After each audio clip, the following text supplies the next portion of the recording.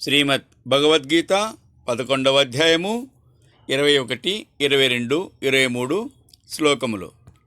అమీహి త్వాం సురసంగా విశంతి కేచిద్భీతాః ప్రాంజలయో గృణంతి స్వస్తిక్త్యుక్తా మహర్షి సిద్ధసంగాః స్తువంతి త్వాం స్తుతిభిః పుష్కలాభిః.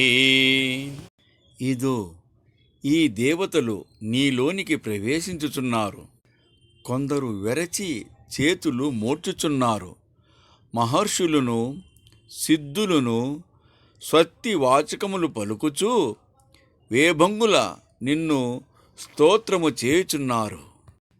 రుద్రాదిత్యా వసవో ఏ చ సాధ్యా విశ్వేశ్వినౌ మరుతచ్చోష్మపాచ్చ గంధర్వయచ్చాసురసిద్ధసంగాః వీచ్యంతే త్వాం విస్మితా చైవ సర్వే.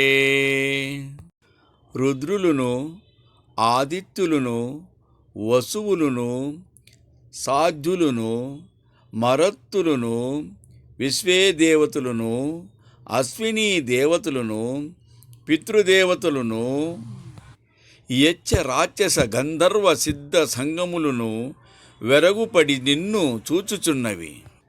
రూపం మహత్తే బహువక్త్ర నేత్రం మహాబాహో బహూరుపాదం బహూదరం బహుదంష్ట్రాకరాళం దృష్ట్వా లోకాః ప్రవ్యతితాస్తతాహం.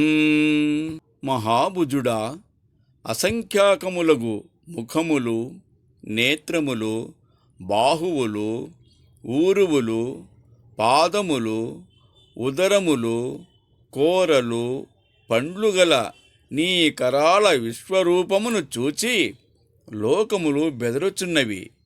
నేనును జిడియుచున్నాను.